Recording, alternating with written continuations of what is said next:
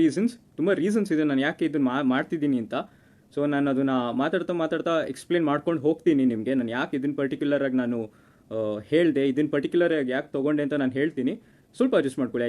ನಂಗೆ ಅರ್ಥ ಆಗುತ್ತೆ, ಸ್ವಲ್ಪ ಎಲ್ಲರಿಗೂ ಟೆಕ್ನಿಕಲಾಗಿ ಅಷ್ಟು ಅರ್ಥ ಆಗಲ್ಲ ಅಂತ. ಬಟ್ ರೀಸನ್ಸ್ ನನಗೆ ಆದಷ್ಟು ನಾನು ಟೆಕ್ನಿಕಲಾಗಿ ಅರ್ಥ ಮಾಡೋಕ್ಕೆ ಟ್ರೈ ಮಾಡ್ತೀನಿ. ಸೊ ಓಕೆ, ಸ್ಟಾರ್ಟ್ ಮಾಡೋಣ. ಸೊ ತುಂಬ ಮೆಸೇಜಸ್ ಬಂತು, ತುಂಬ ಬಂತು. ಆ್ಯಂಡ್ ಅದರೊಳಗೆ ಕಾಮನ್ ಕ್ವೆಶ್ಚನ್ಸ್ ಬಂದಿದ್ದು 3.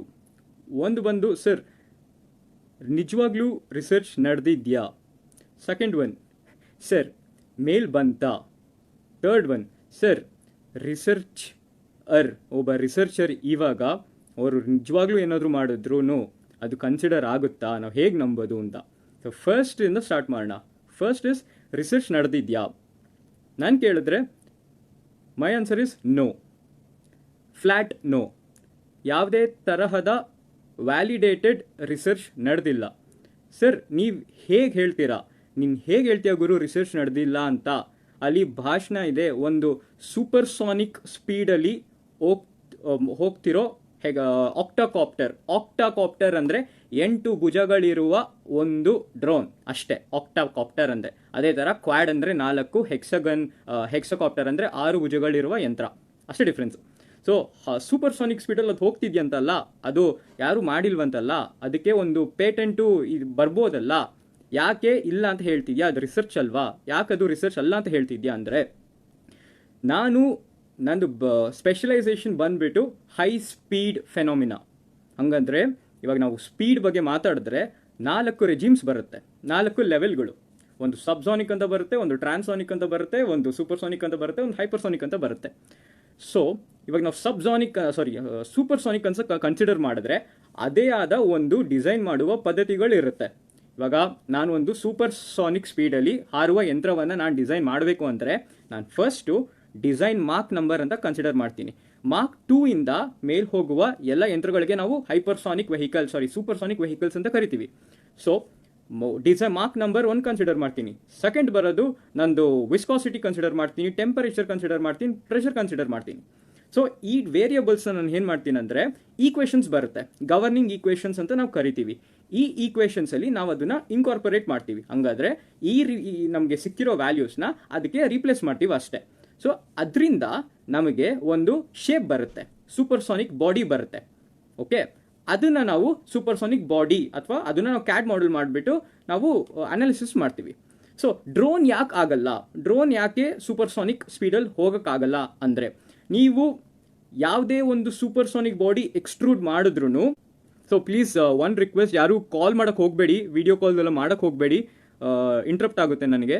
ಸೊ ನನ್ನ ಆಗಲೇ ಹೇಳ್ದಂಗೆ ಒಂದು ಸೂಪರ್ಸಾನಿಕ್ ಬಾಡಿ ಅಂತ ನಾವು ಇದು ಮಾಡಬೇಕು ಅಂತ ಹೇಳಿ, ಈ ಡ್ರೋನ್ ಯಾಕೆ ಒಂದು ಸೂಪರ್ಸಾನಿಕ್ ಬಾಡಿ ಆಗಲ್ಲ ಅಂತ ಹೇಳಿದ್ರೆ, ನಾವು ಒಂದು ಸೂಪರ್ಸಾನಿಕ್ ಸ್ಪೀಡಲ್ಲಿ ಹೋದರೆ ಆ ಸೂಪರ್ಸಾನಿಕ್ ಬಾಡಿ ಮೇಲೆ ಶಾಕ್ ವೇವ್ಸ್ ಅಂತ ಬೀಳುತ್ತೆ. ಆ ಶಾಕ್ ವೇವ್ಸ್ ಅಂತ ಬಿದ್ದಾಗ ಸೂಪರ್ಸಾನಿಕ್ ಸ್ಪೀಡಲ್ಲಿ ಬೌಂಡ್ರಿ ಲೇಯರ್ ಅಂತ ಒಂದಿರುತ್ತೆ. ಬೌಂಡ್ರಿ ಲೇಯರ್ ಅಂದರೆ ಏನಪ್ಪ ಅಂತ ಹೇಳಿದ್ರೆ, ನೀವು ಒಂದು ಗ್ಲಾಸ್ ತಗೊಂಡು ಒಂದು ನಲ್ಲಿ ಕೆಳಗೆ ಇಟ್ಟರೆ ಆ ಗ್ಲಾಸ್ ಮೇಲೆ ಒಂದು ಥಿನ್ ಲೇಯರ್ ನೀರು ಓಡುತ್ತೆ, ಅದಕ್ಕೆ ನಾವು ಬೌಂಡ್ರಿ ಲೇಯರ್ ಅಂತ ಹೇಳ್ತೀವಿ. ಆ ಬೌಂಡ್ರಿ ಲೇಯರು ಸೂಪರ್ಸಾನಿಕ್ ಸ್ಪೀಡ್ಸಲ್ಲಿ ತುಂಬ ಚಿಕ್ಕದಿರುತ್ತೆ.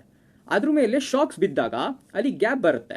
ಆ ಗ್ಯಾಪಿಂದ ನಾವು ಸ್ಟ್ಯಾಗ್ನೇಷನ್ ಪ್ರೆಷರ್ ಎಲ್ಲ ಫಾರ್ಮ್ ಆಗುತ್ತೆ. ಸೊ ಈ ಥರದ್ದು ತುಂಬ ಸಿವಿಯರ್ ಫೆನಾಮಿನನ್ಸ್ ಇವೆಲ್ಲ. ಇದರಿಂದ ಏರೋಡೈನಮಿಕಲ್ ಹೀಟಿಂಗ್ ಆಗುತ್ತೆ. ಸೊ ಈ ಥರದನ್ನ ಒಂದು body which is not streamlined in shape ಅಂತ ಹೇಳಿದ್ರೆ, ಇವಾಗ ನಾವು ಒಂದು ಹದ್ದು ನೋಡ್ಬೋದು. ಒಂದು ಹದ್ದು ನೋಡಿದ್ರೆ ಅದ್ರ ಶೇಪು ಸ್ಟ್ರೀಮ್ಲೈನ್ಡ್ ಆಗಿರುತ್ತೆ. ಹಂಗಾದ್ರೆ ಅದು ಮುಂದೆ ಹೋಗೋದಕ್ಕೆ ಹೆಲ್ಪ್ ಮಾಡಂಗೆ ಇರುತ್ತೆ ಅದ್ರ ಬಾಡಿ ಸ್ಟ್ರಕ್ಚರು. ಸಿಮಿಲರ್ಲಿ ಒಂದು ಸೂಪರ್ಸಾನಿಕ್ ಬಾಡಿ ಅದರಿಂದ ಆ ಈಕ್ವೇಷನ್ ಇಂದ ಬರುವಂಥ ಎಲ್ಲ ಬಾಡೀಸೂ ಅದೇ ಥರ ಸ್ಟ್ರೀಮ್ಲೈನ್ಡ್ ಆಗೇ ಇರಬೇಕು. ನಾವು ಇನ್ನೂ ಸಿಂಪಲ್ ಆಗಿ ಹೇಳಬೇಕಂದ್ರೆ, ನಾವು ಇಡ್ಲಿ ಹಿಟ್ಟನ್ನ ಯೂಸ್ ಮಾಡಿಬಿಟ್ಟು ಪುಳಿಯೋಗರೆ ಮಾಡೋದಕ್ಕೆ ಆಗಲ್ಲ. ಇಡ್ಲಿ ಹಿಟ್ಟು ಇರೋದು ಇಡ್ಲಿ ಮಾಡೋದಕ್ಕೆ. ಸೊ ಅದು ಇದಕ್ಕೆ ಮ್ಯಾಚ್ ಇಲ್ಲ. ಸೊ ಸೂಪರ್ಸಾನಿಕ್ ಸ್ಪೀಡಲ್ಲಿ ಡ್ರೋನ್ ಹೋಗುತ್ತಾ? ಇದು ಚಾನ್ಸೇ ಇಲ್ಲ. ಸೂಪರ್ಸಾನಿಕಲ್ಲಿ ಈ ಥರ ಡ್ರೋನ್ ಹೋಗೋದಕ್ಕೆ ಚಾನ್ಸೇ ಇಲ್ಲ. ನಾವು ಈ ಡ್ರೋನ್ಸ್ ಎಲ್ಲ ಸಬ್ಸಾನಿಕ್ ಸ್ಪೀಡ್ಸಲ್ಲಿ ಬರುತ್ತೆ. ಸಬ್ಸಾನಿಕ್ ಸ್ಪೀಡ್ಸಲ್ಲಿ ನಾವು ಕನ್ಸಿಡರ್ ಮಾಡೋದು ಲ್ಯಾಮಿನಾರ್ ಫ್ಲೋ ಮತ್ತು ಟರ್ಬ್ಯುಲೆಂಟ್ ಫ್ಲೋ ಅಂತ ಇರುತ್ತೆ. ಆ್ಯಂಡ್ ಟ್ರಾನ್ಸಿಷನ್ ಅಂತ ಇದು ಮಾಡ್ತೀವಿ ನಾವು. Transition from laminar to turbulent flow ಅನ್ನೋದನ್ನ ನಾವು ಸ್ಟಡಿ ಮಾಡ್ತೀವಿ. That is a predominant fluid dynamic parameter. ನಾವು ಅದ್ರ ಬಗ್ಗೆ ಓದೋದು. ಸೂಪರ್ಸಾನಿಕ್ ಸ್ಪೀಡ್ಸಲ್ಲಿ. So next question.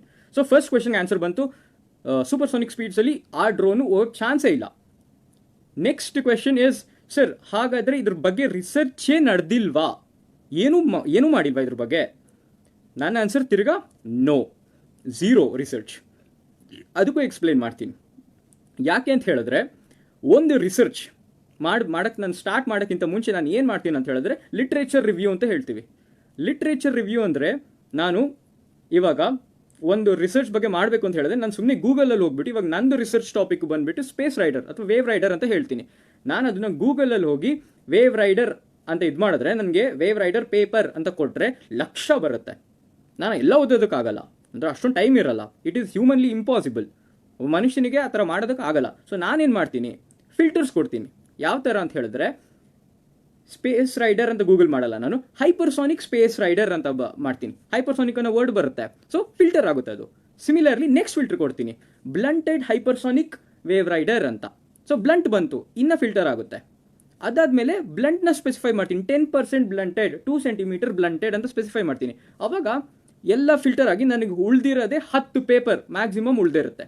ಸೊ ಆ 10 ಪೇಪರಲ್ಲಿ ನನಗೆ ಫ್ರೀ ಆಕ್ಸೆಸ್. ಇವಾಗ ಸಪೋಸ್ ನಾನು ಒಬ್ಬ ಪ್ರೈವೇಟ್ ರಿಸರ್ಚರ್, ನನ್ನ ಹತ್ರ ಯೂನಿವರ್ಸಿಟಿದು ಪಾಸ್ ಎಲ್ಲ ಇರಲ್ಲ. ಸೊ ಒಬ್ಬ ಫ್ರೀ ರಿಸರ್ಚರ್ ಆದರೆ ನನಗೆ ಫ್ರೀ ಆಕ್ಸೆಸ್ಸಲ್ಲಿ ಸಿಗೋದು ಒಂದು 2-3 ಪೇಪರ್.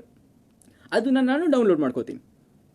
ಅದನ್ನು ಡೌನ್ಲೋಡ್ ಮಾಡಿಕೊಂಡು ಆ ಯಾರು ಆಥರ್ ಇರ್ತಾರೆ ಅವ್ರ ಬಗ್ಗೆ ನೋಡ್ತೀನಿ, ನನ್ನ ರಿಸರ್ಚು ಮತ್ತು ಅವರಿಗೆ ಸಂಬಂಧ ಇದೆಯಾ ಅಂತ. ನಾನು ಅದು ನೋಡಾದ್ಮೇಲೆ ನಾನು ಏನು ಮಾಡ್ತೀನಿ, ಅವ್ರದ್ದು ಸೈಟೇಷನ್ಸ್ ಇಟ್ಕೋತೀನಿ, ಸೊ ದಟ್ ನಾನು ಮುಂದಿನ ಅವರು ಏನಾದರೂ ಇದು ಮಾಡಿದ್ರೆ ನನಗೆ ಗೊತ್ತಾಗಲಿ ಅಂತ. This is the way to start a research. ಯಾವ ಒಳ್ಳೆ ಸೈಂಟಿಸ್ಟೂ ಅದು ಯಾವುದೇ ಒಳ್ಳೆ ರಿಸರ್ಚರ್ ಕೂಡ 4ಕ್ಕಿಂತ ಜಾಸ್ತಿ ರಿಫರೆನ್ಸ್ ಪೇಪರ್ ಇಟ್ಕೊಳ್ಳಲ್ಲ. ಯಾಕಂತ ಹೇಳಿದ್ರೆ ಎಲ್ಲ ರಿಸರ್ಚ್ ವಿಲ್ ಬಿ ಸ್ಪೆಸಿಫಿಕ್. ಒಂದು ಕಡೆಗೆ ಮಾತ್ರ ನಾವು ಸ್ಪೆಸಿಫಿಕ್ ಆಗಿ ಓದೋದು, ನಾವು ಎಲ್ಲದನ್ನೂ ಮಾಡೋಕ್ಕಾಗಲ್ಲ. ಸೊ ಪರ್ಟಿಕ್ಯುಲರ್ ಆಗಿ ನಾವು ಸೆಲೆಕ್ಟ್ ಮಾಡಿರ್ತೀವಿ, 4 ರೆಫರೆನ್ಸ್ ಪೇಪರ್ ಅಂತ ಇಟ್ಕೊಂಡಿರ್ತೀವಿ, ಆ್ಯಂಡ್ ನೆಕ್ಸ್ಟ್ ಇದಕ್ಕೆ ಹೋಗ್ತೀವಿ. ಸೊ ನೆಕ್ಸ್ಟ್ ಪ್ರೊಸೀಜರ್ ಬಂದುಬಿಟ್ಟು, ಒಂದು ಡ್ರೋನ್, ಮಗ ನೀನು ಹೆಂಗೆ ಒಂದು ಡ್ರೋನ್ ಮಾಡ್ತೀಯಾ ಅಂತ ಕೇಳಿದ್ರೆ, drone is a team effort. ಡ್ರೋನ್ನ ಒಂದು ಕಾಂಪ್ಲೆಕ್ಸ್ ಒಂದು ನಾರ್ಮಲ್ ಡ್ರೋನ್ನ ಇದು ಮಾಡಬೇಕಂದ್ರೆ it is a team effort. ಒಂದು ಡಿಪಾರ್ಟ್ಮೆಂಟ್ ಮಾಡೋಕ್ಕಾಗಲ್ಲ, ಅದರೊಳಗೆ ಒಂದು ಡಿಸೈನ್ ಟೀಮ್ ಇರುತ್ತೆ, ಇನ್ನೊಂದು ಬಂದುಬಿಟ್ಟು you have control and guidance. ಇದನ್ನ ಜ್ಞಾಪಕ ಇಟ್ಕೊಳ್ಳಿ, control and guidance. Design team ಬಂದುಬಿಟ್ಟು ಯೂಶಲಿ ಮೆಕ್ಯಾನಿಕಲ್ ಇಂಜಿನಿಯರ್ಸ್ ಅವ್ರೇನು ಮಾಡ್ತಾರೆ ಅಂತ ಹೇಳಿದ್ರೆ, ಅದು ಕ್ಯಾಡ್ ಮಾಡೆಲ್ ಇರುತ್ತಲ್ಲ, ನಾನು ಹೇಳಿದ್ನಲ್ಲ ಮುಂಚೆ, ಒಂದು ಈಕ್ವೇಷನ್ಗೆ ಹಾಕ್ಬಿಟ್ಟು ಅದರಿಂದ ಒಂದು ಶೇಪ್ ತೆಗಿತಾರೆ ಅಂತ, ಆ ಮಾಡೆಲ್ನ ಅವರು ಕ್ಯಾಡಲ್ಲಿ ಮಾಡಿಬಿಟ್ಟು, next is a very important face, ಅದಕ್ಕೆ ನಾವು ಗ್ರಿಡ್ ಜನರೇಷನ್ ಅಂತ ಹೇಳ್ತೀವಿ. ಗ್ರಿಡ್ ಜನರೇಷನ್ ಏನು ಅಂತ ಹೇಳಿದ್ರೆ, ಆ ಇಡೀ ಬಾಡಿನ ಚಿಕ್ಕ ಪಾರ್ಟ್ ಮಾಡಿಬಿಟ್ಟು ಅದಕ್ಕೆ ಕ್ಯಾಲ್ಕುಲೇಷನ್ ಈಸಿ ಆಗಿ. ಗ್ರಿಡ್ ಜನರೇಷನ್ ತುಂಬ ಕಷ್ಟ. ಇವಾಗ ನಾನು ಮಾಡೋದು ಅದೇ ಗ್ರಿಡ್ ಜನರೇಷನ್. ಇದು CFD ಬರುತ್ತೆ.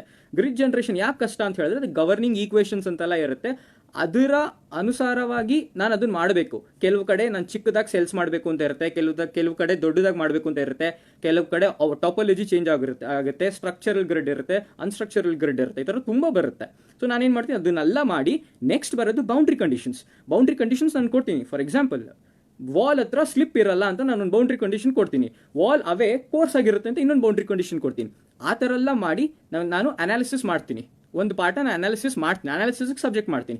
ಇದು ಒಬ್ಬ ಮೆಕ್ಯಾನಿಕಲ್ ಇಂಜಿನಿಯರ್ ಮಾಡೋದು. ಅದು ಏನು ಮೆಟೀರಿಯಲ್ ಇಂಟಿಗ್ರಿಟಿ, ಒಂದು ಡ್ರೋನ್ ಇಂಟಿಗ್ರಿಟಿ, ಇದನ್ನು ಮಾಡೋದು ಮೆಕ್ಯಾನಿಕಲ್ ಇಂಜಿನಿಯರ್. ಸೊ ಈ ಕಡೆ ದ ರಿಯಲ್ ಹೀರೋಸ್, ಒಂದು ಡ್ರೋನ್ ಮಾಡೋದಕ್ಕೆ ರಿಯಲ್ ಹೀರೋಸ್, ನಾನೊಬ್ಬ ಮೆಕ್ಯಾನಿಕಲ್ ಇಂಜಿನಿಯರ್ ಆಗಿ ಹೇಳ್ತಾ ಇದ್ದೀನಿ, the real heroes in drone making is electronics, electrical people and may be CS. ನಂಗೆ ಅಷ್ಟು ಐಡಿಯಾ ಇಲ್ಲ. ಈ ಮೂರು they are the real heroes, they are the heart of a drone. ಯಾಕೆ ಹೇಳ್ತಾ ಇದ್ದೀನಿ ಅಂತ ಹೇಳಿದ್ರೆ, electronics and electricals is the most difficult field. ಅದನ್ನ ಯಾಕೆ ಹೇಳ್ತೀನಿ ಅಂದರೆ, ಇವಾಗ ನಾನು ಒಬ್ಬ ಮೆಕ್ಯಾನಿಕಲ್ ಇಂಜಿನಿಯರ್ ಆಗಿ ನಾನೊಂದು ಕೋಡ್ ಓದಬೇಕು ಅಂತ ಹೇಳಿದ್ರೆ, ನನಗೆ ಈಕ್ವೇಷನ್ಸ್ ನೋಡಿದ್ರೆ ನನಗೆ ಗೊತ್ತಾಗ್ಬಿಡುತ್ತೆ, ನಾನು ಯಾವ ವೇರಿಯೇಬಲ್ಸ್ನ ನಾನು ಡಿಕ್ಲೇರ್ ಮಾಡಬೇಕು ಅಂತ ನನಗೆ ಗೊತ್ತಾಗುತ್ತೆ. ಈಕ್ವೇಷನ್ಸ್ ನೋಡಿದ್ರೆ ಸಾಕು ನನಗೆ. ಬಟ್ ನಂದು ಲಾಜಿಕ್ ಓರಿಯೆಂಟೆಡ್ ಅಲ್ಲ. ಬಟ್ ನಾವು ಎಲೆಕ್ಟ್ರಿಕಲ್ಸ್ಗೆಲ್ಲ ಬಂದರೆ ಅವರು ಸಿವಿಯರ್ಲಿ ಲಾಜಿಕ್ ಓರಿಯೆಂಟೆಡ್ ಇರುತ್ತೆ. ನನಗೆ ಅಷ್ಟೊಂದು ಟರ್ಮಿನಾಲಜೀಸ್ ಗೊತ್ತಿಲ್ಲ, ಬಿಕಾಸ್ ನನ್ನ ಬ್ಯಾಕ್ಗ್ರೌಂಡ್ ಅದಲ್ಲ. But they have all this latches ಇರುತ್ತೆ, ವೆರಿಲಾಗ್ ಆಪರೇಟರ್ಸ್ ಅಂತ ಇರುತ್ತೆ, ಅದಾದಮೇಲೆ ದೇ ಹ್ಯಾವ್ ದಿಸ್ ಲೂಪ್ಸ್ ಇರುತ್ತೆ, ಆಮೇಲೆ ಅದು ಕ್ಲಾಕ್ ಎಜ್ಜು ಸಿಗ್ನಲ್ ಇಲ್ಲಿ ಪಾಸ್ ಆದರೆ 0 to 1 ಆ ಥರ ಎಲ್ಲ ಇರುತ್ತೆ. It is completely logic oriented. Logic ಎಷ್ಟು ಇರುತ್ತೆ ಅಂತ ಹೇಳಿದ್ರೆ, ಅದು ನಾವು ಅರ್ಥ ಮಾಡಿಕೊಂಡು ಮಿಸ್ಟೇಕ್ ಇಲ್ಲದೆ ಮಾಡೋದಕ್ಕೆ ತುಂಬ ಟೈಮ್ ಬೇಕು. ಇವಾಗಲೂ ಎಷ್ಟೊಂದು ಜನ ತುಂಬ ಹೈ ಪೋಸ್ಟಲ್ಲಿ ಇರೋರು ಇವಾಗಲೂ ಮಿಸ್ಟೇಕ್ ಮಾಡ್ತಾರೆ. ಈ ಥರ ಲಾಜಿಕ್ನ ತಿಳ್ಕೊಂಡು ನಾವು ಪ್ರೋಗ್ರಾಮಿಂಗ್ ಸ್ಟಾರ್ಟ್ ಮಾಡ್ತೀವಿ. ಈ ಎಲ್ಲ ಲಾಜಿಕ್ನ ತಿಳ್ಕೊಂಡು ನಾವು ಒಂದು ಡ್ರೋನ್ ಪ್ರೋಗ್ರಾಮಿಂಗ್ನ ಸ್ಟಾರ್ಟ್ ಮಾಡ್ತೀವಿ. ಸೊ ನಾವು ಓಕೆ, ಫಾರ್ ಎಕ್ಸಾಂಪಲ್ ಡ್ರೋನ್ ನಾವು ಪ್ರೋಗ್ರಾಮಿಂಗ್ ಚೆನ್ನಾಗಿ ಮಾಡಿದೆ, ಸಕ್ಸಸ್ಫುಲ್ ಆಯಿತು. ಈ ಎಲ್ಲ ಪಾರ್ಟ್ಸ್ನ ಇಂಟಿಗ್ರೇಟ್ ಮಾಡಿ ನಾವು ಡೈರೆಕ್ಟಾಗಿ ಹೋಗ್ಬಿಟ್ಟು ಟೆಸ್ಟ್ ಮಾಡಲ್ಲ. ಏನು ಮಾಡ್ತೀವಿ, computational space or virtual space ಅಂತ ಕರಿತೀವಿ. ನಮ್ಮ ಸಿಸ್ಟಮಲ್ಲಿ ಒಂದು ನಾರ್ಮಲ್ ಎನ್ವೈರ್ನಮೆಂಟಲ್ಲಿ ಹೇಗೆ ಓಡುತ್ತೆ, ಒಂದು ಡ್ರೋನ್ ಹೇಗೆ ಮೂವ್ ಆಗುತ್ತೆ ಅದನ್ನು ನಾವು ಸಿಮ್ಯುಲೇಟ್ ಮಾಡ್ತೀವಿ. ಅದೇ ಕಂಡೀಷನ್ಸಲ್ಲಿ ನಾವು ಸಿಮ್ಯುಲೇಟ್ ಮಾಡ್ತೀವಿ. ಸಿಮ್ಯುಲೇಟ್ ಮಾಡಿದ ತಕ್ಷಣ ನಮಗೆ ವ್ಯಾಲ್ಯೂಸ್ ಬರುತ್ತೆ. ನಾನು ಅವತ್ತು ಏನು ಕೇಳಿದೆ ಕ್ವೆಶನ್, ಲಿಫ್ಟ್ ಆ್ಯಂಡ್ ಡ್ರ್ಯಾಗ್, ಅದು ಇಲ್ಲೇ ಬರೋದು. ಸಿಮ್ಯುಲೇಷನ್ಸಲ್ಲಿ ನಮಗೆ ರಿಸಲ್ಟ್ ಬರುತ್ತೆ. ಇಷ್ಟು ಲಿಫ್ಟ್ ಇದೆ, ಇಷ್ಟು ಡ್ರ್ಯಾಗ್ ಇದೆ ಅಂತ ನಮಗೆ ಗೊತ್ತಾಗುತ್ತೆ. ನೆಕ್ಸ್ಟ್ ಏನಾಗುತ್ತೆ ಅಂತ ಹೇಳಿದ್ರೆ, ನೆಕ್ಸ್ಟ್ ನಾವು ಆನ್ ಫೀಲ್ಡ್ ಟೆಸ್ಟಿಂಗ್ ಮಾಡ್ತೀವಿ. ಆನ್ ಫೀಲ್ಡ್ ಟೆಸ್ಟಿಂಗ್ ಅಂತ ಹೇಳಿದ್ರೆ 2 ಥರ ಬರುತ್ತೆ. ಇವಾಗ ನಾನು ಒಂದು ಏರ್ಕ್ರಾಫ್ಟ್ ಡಿಸೈನ್ ಮಾಡಬೇಕಂದ್ರೆ ವಿಂಡ್ ಟನಲ್ ಟೆಸ್ಟ್ಸ್ ಮಾಡ್ತೀನಿ ನಾನು. ಅದೇ ಥರ ಡ್ರೋನಿಗೆ ಯಾವುದೋ ಇರ್ಬೋದೇನೋ, ಅದು ನನಗೆ ಸರಿಗೆ ಇನ್ಫಾರ್ಮೇಷನ್ ಇಲ್ಲ. ಸೊ ಡ್ರೋನಿಗೆ ಅದೇ ಥರ ಪರ್ಟಿಕ್ಯುಲರ್ ಒಂದು ಟೆಸ್ಟ್ ಮಾಡ್ತೀವಿ. ಸೊ ಎಕ್ಸ್ಪೆರಿಮೆಂಟಲ್ ವ್ಯಾಲ್ಯೂ ನಮ್ಮ ಹತ್ರ ಇರುತ್ತೆ, CFD ವ್ಯಾಲ್ಯೂಸ್ ಇರುತ್ತೆ ನಮ್ಮ ಹತ್ರ. ಸೊ 2 ಕಂಪೇರ್ ಮಾಡ್ತೀವಿ, ನೋಡ್ತೀವಿ. ಒಂದು 2 ಬಂದಿರುತ್ತೆ, ಇನ್ನೊಂದು 5 ಬಂದಿದ್ರೆ ಎರರ್ 3 ಅಂತ ಅರ್ಥ. ಆ 3ನ ಅದು ಫೀಡ್ಬ್ಯಾಕ್ ಆಗುತ್ತೆ. ದಟ್ ಮೀನ್ಸ್ ನೆಕ್ಸ್ಟ್ ಟೈಮ್ ಇಟ್ರೇಷನ್ಗೆ ಅದು ಕಡಿಮೆ ಆಗ್ತಾ ಬರುತ್ತೆ. ಇದು ಲೂಪ್. ದಿಸ್ ಇಸ್ ದ ಒಂದು ನಾರ್ಮಲ್ ಡ್ರೋನ್ ಮಾಡಬೇಕಂದ್ರೆ ಇಷ್ಟೆಲ್ಲ ಪ್ರೊಸೆಸ್ ಇರುತ್ತೆ. ನಾನು ಸಿಂಪಲ್ ಆಗಿ ಹೇಳಿದ್ದೀನಿ, ಬಟ್ ಒಂದೊಂದು ಪ್ರೊಸೆಸ್ಸು ತುಂಬ ಕಷ್ಟ, ತುಂಬ TDS, ತುಂಬ ಟೈಮ್ ತಗೊಳುತ್ತೆ. ಯಾವುದು ಒಂದಿನದಲ್ಲಿ ಆಗೋವಂಥದ್ದಲ್ಲ. ಸೊ ನೆಕ್ಸ್ಟ್ ಕ್ವೆಶನ್ ಏನಂತ ಹೇಳಿದ್ರೆ, ದ ಮೋಸ್ಟ್ ಇಂಪಾರ್ಟೆಂಟ್ ಕ್ವೆಶನ್, ಎಲ್ಲರೂ ವೇಟ್ ಮಾಡ್ತಿರೋದು, ಸರ್ ಮೇಲ್ ಬಂತಾ ಕ್ವೆಶನ್. ಸೊ ನನಗೆ ಯಾವುದೇ ತರಹದ ಮೇಲ್ ಕೂಡ ಬಂದಿಲ್ಲ, ಅದು ಬರುವುದಿಲ್ಲ, ಅದು ಬಂದರೂ ನಾನು ಎಕ್ಸೆಪ್ಟ್ ಮಾಡುವುದಿಲ್ಲ.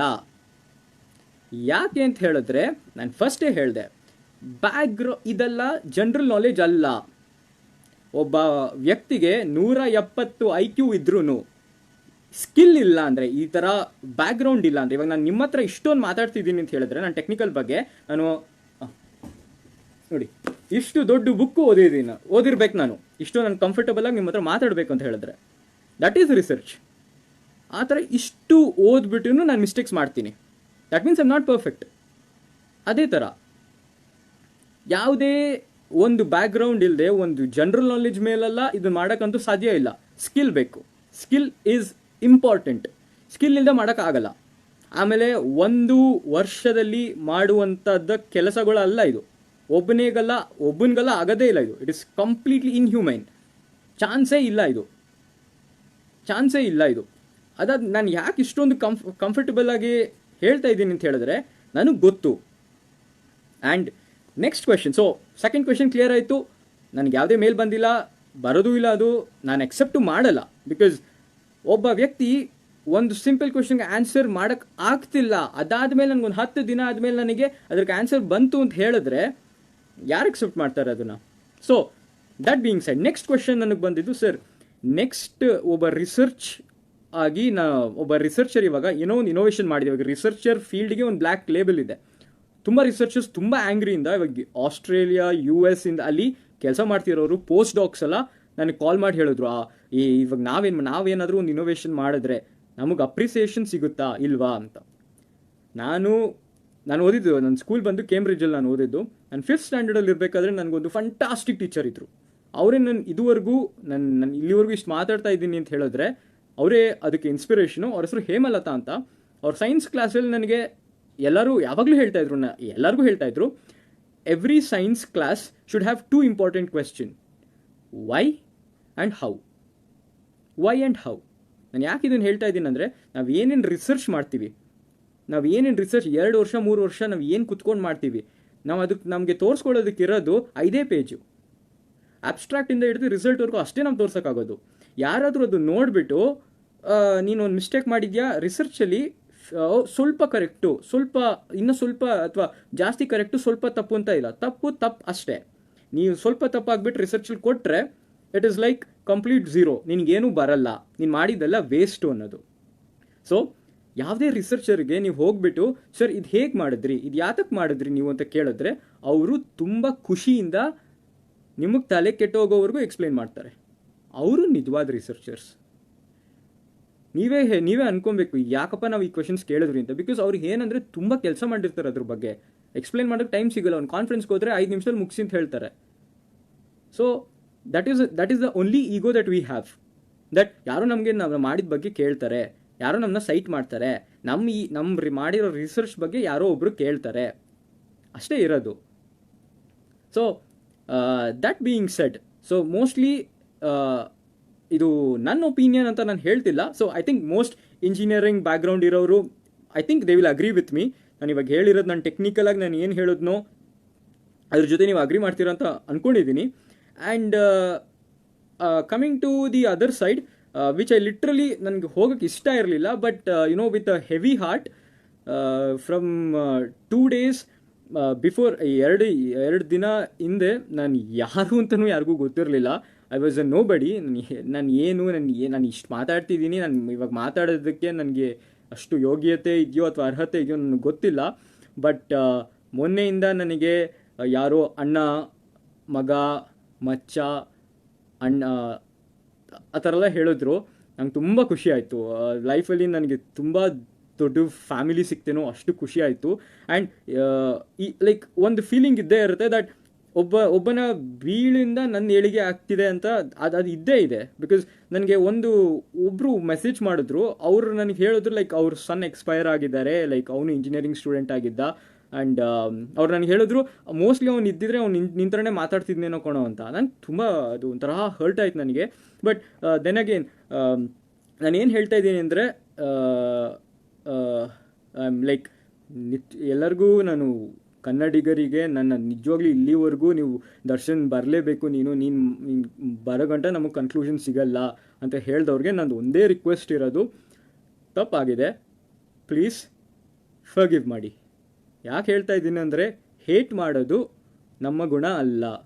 ನಾವು ಕನ್ನಡಿಗರು, ನಾವು ಹೇಟ್ ಮಾಡಬಾರದು. ತಪ್ಪು ನಡೆದಿದೆ. ಇಂಟ್ರೆಸ್ಟ್ ಇದ್ದರೆ ಅದ್ರ ಬಗ್ಗೆ ಓದಲಿ, ಡೈನಾಮಿಕ್ಸ್ ಓದಲಿ, ಮೆಕ್ಯಾನಿಕ್ಸ್ ಓದಲಿ, ಕೈನಾಮೆಟಿಕ್ಸ್ ಓದಲಿ, ಅಚೀವ್ ಮಾಡಲಿ, ಖುಷಿ. ನಮ್ಮ ಕರ್ನಾಟಕಕ್ಕೆ ಮಾಡದೆ ಬೇರೆ ಎಲ್ಲಿ ಮಾಡೋಕ್ಕೆ ಇದಾಗುತ್ತೆ. ಒಬ್ಬ ಕನ್ನಡಿಗ ಇಷ್ಟೊಂದು ವರ್ಲ್ಡ್ ಸ್ಟೇಜಲ್ಲಿ ರಿಪ್ರೆಸೆಂಟ್ ಮಾಡಿದ್ದಾನಂದರೆ ನಮಗೆ ಎಲ್ಲರಿಗೂ ಹೆಮ್ಮೆ ಆಗುತ್ತೆ. ಸೊ ಇನ್ನೊಂದು ಹೇಳೋಕ್ಕೆ ಇಷ್ಟಪಡ್ತೀನಿ, ನಾನು ಮೊನ್ನೆಯಿಂದ ತುಂಬ ಇಂಟರ್ವ್ಯೂಸ್ಗೆಲ್ಲ ಕರೆದಾಗ ನಾನು ರಿಜೆಕ್ಟ್ ಮಾಡಿದೆ. ಓನ್ಲಿ ರೀಸನ್ ಬೀಯಿಂಗ್ ಈ ಥರ ವಿಷಯ ಎಲ್ಲ ಸ್ಪ್ರೆಡ್ ಆಗಬಾರ್ದು. ಯಾಕಂದರೆ ಇದು ಜಾಸ್ತಿ ಸ್ಪ್ರೆಡ್ ಆಗ್ತಾ ನಮ್ಮ ಸ್ಟೇಟಿಗಿನ್ನ ವ್ಯಾಲ್ಯೂನೇ ಡೌನ್ ಆಗೋದು. ಸೊ ಇದೆಲ್ಲ ಸ್ಪ್ರೆಡ್ ಆಗಬಾರ್ದು. This should stop. ನಿಮಗೆ ಇವಾಗ ಕನ್ಕ್ಲೂಷನ್ ಸಿಕ್ಕಿದೆ ಅಂತ ಅನ್ಕೋತೀನಿ. ನೀವು ಕೇಳ್ದಂಗೆ ದರ್ಶನೇ ಬಂದು ಮಾತಾಡಿರೋದು. ಟೆಕ್ನಿಕಲಾಗಿ ಮೆಕ್ಯಾನಿಕಲೆಲ್ಲ ನಾನು ತಪ್ಪು ಮಾಡಿರಲ್ಲ, ನನಗೆ ಗೊತ್ತು, ನನ್ನ ರಿಸರ್ಚ್ ಅದು. ಎಲೆಕ್ಟ್ರಾನಿಕ್ಸ್ ರಿಲೇಟೆಡ್ ನಾನು ಏನೋ ತಪ್ಪು ಹೇಳಿದ್ರೆ ಸೊ ನೀವು ನನ್ನ ಕರೆಕ್ಟ್ ಮಾಡಿ, ಈ ಥರ ಮಾಡು, ಈ ಥರ ಕಣೋ, ನೀನು ಹೇಳಿದ ತಪ್ಪು ಅಂತ ಇದು ಮಾಡಿ. I am very approachable. ನನ್ನ ಇನ್ಸ್ಟಾಗ್ರಾಮ್ ಹ್ಯಾಂಡಲ್ ಇದೆ ನಿಮ್ಮ ಹತ್ರ, so you can text me, very happy. But ನಾನು ಕೇಳೋದು ಒಂದೇ ಇಷ್ಟು. ಆ್ಯಂಡ್ ಒಂದು ಹೇಳಬೇಕು, Karnataka's troll pages and memes are unbelievable, awesome. They are like out of the world, unparalleled. ಯಾಕೆ ನಾನು ಹೇಳ್ತಾ ಇದ್ದೀನಿ ಅಂತ ಹೇಳಿದ್ರೆ, ಇಟ್ ಇಸ್ ನಾಟ್ ದಟ್ ನನ್ನ ಅವ್ರು ಫೇಮಸ್ ಮಾಡಿಬಿಟ್ರು ಓವರ್ ನೈಟ್ ಅಂತ ಅಲ್ಲ. They respected my privacy a lot. ಅದು ತುಂಬ ಇಂಪಾರ್ಟೆಂಟ್. ಬಿಕಾಸ್ ಬೆಳಗ್ಗೆ ರಾತ್ರಿ ನನ್ನ ಫೋನ್ನ ನಾನು ಸ್ವಿಚ್ ಆಫ್ ಮಾಡೋಕ್ಕಾಗಲ್ಲ. ಯಾಕಂದರೆ ನಂಗೆ ಲ್ಯಾಬಿಂದ ಕಾಲ್ಸ್ ಬರುತ್ತೆ, ಮಿಡ್ ನೈಟಿಂದನೂ ಕಾಲ್ಸ್ ಬರ್ಬೋದು. ಅದಕ್ಕೆ ನಾನು ಫೋನ್ನ ಸ್ವಿಚ್ ಆಫ್ ಮಾಡೋಕ್ಕಾಗಲ್ಲ. ಸೊ ಬರ್ತಿತ್ತು ತುಂಬ, ಸರ್ ಪ್ಲೀಸ್ ಇಂಟರ್ವ್ಯೂಗೆ ಬನ್ನಿ, ಅದಕ್ಕೆ ಬನ್ನಿ, ಇದಕ್ಕೆ ಬನ್ನಿ ಅಂತ. ನಾನು ಹೇಳಿದೆ, this is a very sensitive thing. ಈಗ ಇಂಟರ್ವ್ಯೂ ಮಾಡೋದ್ರಿಂದ ತುಂಬ ಜಾಸ್ತಿ ಇದು ಎಸ್ಕಲೇಟ್ ಆಗುತ್ತೆ. ಸೊ ನಾನೇ ಲೈವಿಗೆ ಹೋಗ್ತೀನಿ, ನಾನೇ ಮಾತಾಡ್ತೀನಿ. ನಾನು ಬರಬೇಕು ಅಂತ ಜನ ಕೇಳಿರೋದು, ನಾನೇ ಬರ್ತೀನಿ. I think this is a proper conclusion and they are awesome. So ನಾನು ಅವ್ರಿಗೆ ಕೈ ಮುಗಿದು ಕೇಳ್ಕೊತೀನಿ. ಸೊ ಪ್ಲೀಸ್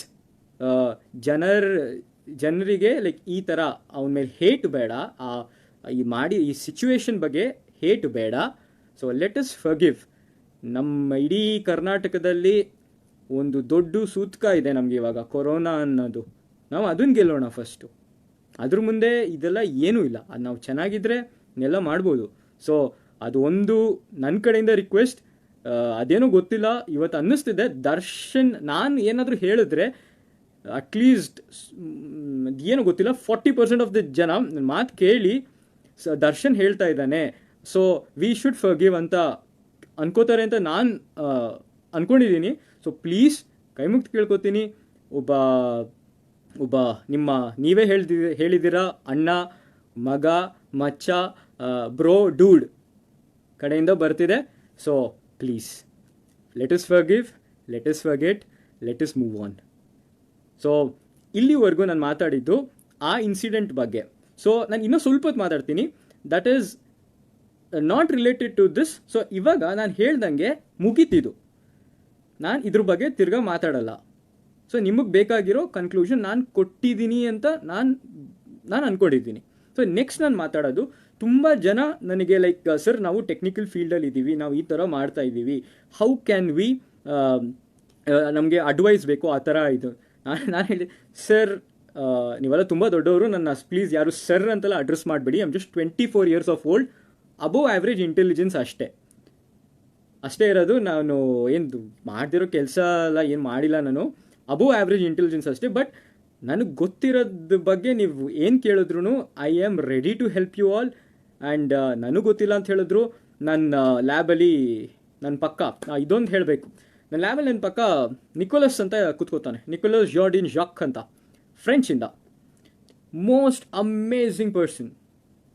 ಐ ಥಿಂಕ್ ನನ್ನ ಕೇಳಿದ್ರೆ ನನಗೆ ಗೊತ್ತಿರೋದ್ರಲ್ಲಿ he is the most knowledgeable person ನನಗೆ ಗೊತ್ತಿರೋದು. ಸುಮ್ಮನೆ ಎಲ್ಲರಿಗೂ ಗೊತ್ತಿರಲಿ ಅಂತ ಹೇಳಿದೆ.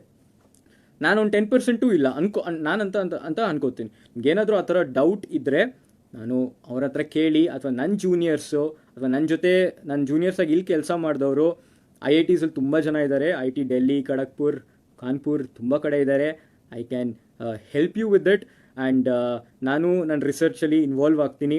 And when I come back like maybe next year ISTS ನಂದು ಒಂದು ಕಾನ್ಫರೆನ್ಸ್ ನಾನು ಪೇಪರ್ ಪ್ರೆಸೆಂಟ್ ಮಾಡಬೇಕು ಅಂತ ಅಂದ್ಕೊಂಡಿದ್ದೀನಿ. Hope everything goes good. And ನನ್ನ ನಿಜವಾಗ್ಲೂ ಆ್ಯಂಡ್ ಕರ್ನಾಟಕಕ್ಕೆ ಬಂದಾಗ ಎಲ್ಲರೂ ಹೇಳ್ತೀರಿ, ಸರ್ ಪ್ಲೀಸ್ ಬನ್ನಿ, ನೀವು ಟೆಕ್ನಿಕಲ್ ಟಾಕ್ ಮಾಡಿ ನಮ್ಮ ಕಾಲೇಜಲ್ಲಿ. ಖಂಡಿತ ಬರ್ತೀನಿ. ನನ್ನ ರಿಸರ್ಚ್ ಒಳ್ಳೆ ಫೇಸಲ್ಲಿ ಇದ್ದರೆ ನಾನು ಖಂಡಿತ ಬಂದು ಮಾತಾಡ್ತೀನಿ. ಆ್ಯಂಡ್ ಒಂದು ಫೋರಮ್ ಆರ್ಗನೈಸ್ ಮಾಡಿ ಅಂತ ಹೇಳ್ತಾಯಿದ್ರು.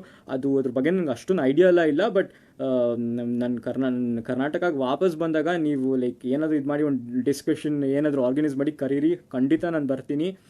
ಆ್ಯಂಡ್ ಇಷ್ಟೊಂದು ಪ್ರೀತಿ ಕೊಟ್ಟಿದ್ದೀರಾ. ಆ್ಯಂಡ್ ಅದನ್ನು ನಾನು ವ್ಯಾಲ್ಯೂ ಮಾಡಲಿಲ್ಲ ಅಂದರೆ that is sin on my part. So I will always be grateful for it. ಯಾವಾಗಲೂ ನಾನು ಇದನ್ನು ಇಟ್ಕೊಂಡಿರ್ತೀನಿ. These 2 days were like completely different for me. And I hope you support me. ಇದನ್ನು ಹಾಗೆ ಇಟ್ಕೊಳ್ಳಿ, ಮರಿಬೇಡಿ, ಅಷ್ಟೇ ಕೇಳೋದು. And with that being said, ಅದೇ ಲಾಸ್ಟಲ್ಲಿ ಇದೊಂದೇ ನಾನು ಕೇಳ್ಕೊಳ್ಳೋದು, ಲೆಟ್ಸ್ ಫರ್ಗೆಟ್ ದಿಸ್. ಇನ್ನೊಂದ್ಸರಿ ಇದ್ರ ಬಗ್ಗೆ ಮಾತಾಡಬೇಡಿ. ತಪ್ಪಾಗಿದೆ, ಆಗುತ್ತೆ. So let us forgive and forget. ಎಲ್ಲರ ಹತ್ರನೂ ಇದೇ ಕೇಳ್ಕೊಳ್ಳೋದು. ಆಮೇಲೆ ಈ ಕೊರೋನಾ ಅನ್ನೋದು ತುಂಬ ಹರಡ್ತಾ ಇದೆ. ಸೊ ಎಲ್ಲರೂ ಹುಷಾರಾಗಿರಿ, take care. And I hope you all a very happy life. So thank you all. ನಾನು ಇಲ್ಲಿಗೆ ನನ್ನ ಲೈವ್ ಸ್ಟ್ರೀಮ್ ಮುಗಿಸ್ತೀನಿ. Thank you all for coming and have a good night. ಶುಭರಾತ್ರಿ. Thank you.